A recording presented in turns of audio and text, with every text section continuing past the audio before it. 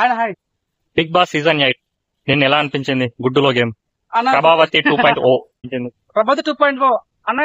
ఈ టాస్క్ లో ఫైట్లు వేணுమా ఫైట్లు ఇరుకు, హగ్గులు వేணுమా హగ్గులు ఇరుకు, కిసులు వేணுమా కిసులు ఇరుకు, లైక్ కాంట్రవర్సీ వేணுమా అది ఇరుకు, పృథ్వీరాజు వల్గారిటీ వేணுమా అది ఇరుకు.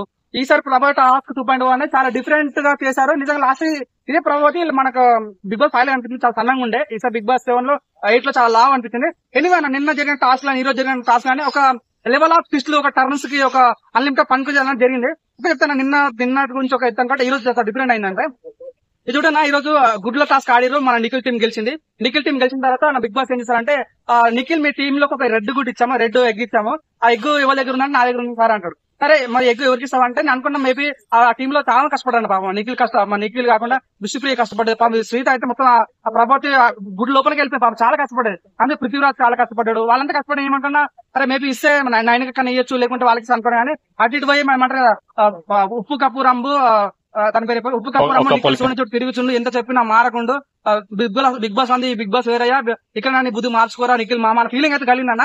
అంటే తన సోనియా చుట్టూ తిరుగుతున్నా.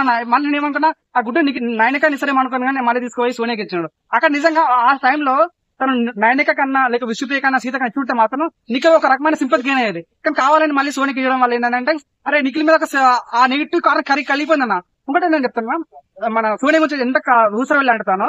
ఆ రోజు ఇది నిన్న జరిగిన టాస్క్ లో ఏమైందంటే అలాగే ఏంటంటే తను నిఖిల్తో గొడవడతాను. అన్నం తిన్నాం అంటే నీకు ఇప్పుడు అవుతున్నా, నీకు ముందు తెలియదు అంటే గొడవడుతుంది.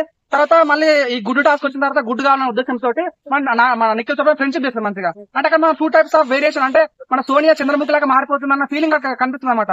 అదంతా అన్న అప్రీత్ సంచాలిగా చేస్తాడన్న. సంచాలి వేస్తుంటే వీళ్ళ రైట్ వీళ్ళ తప్పని చెప్తున్నాడు.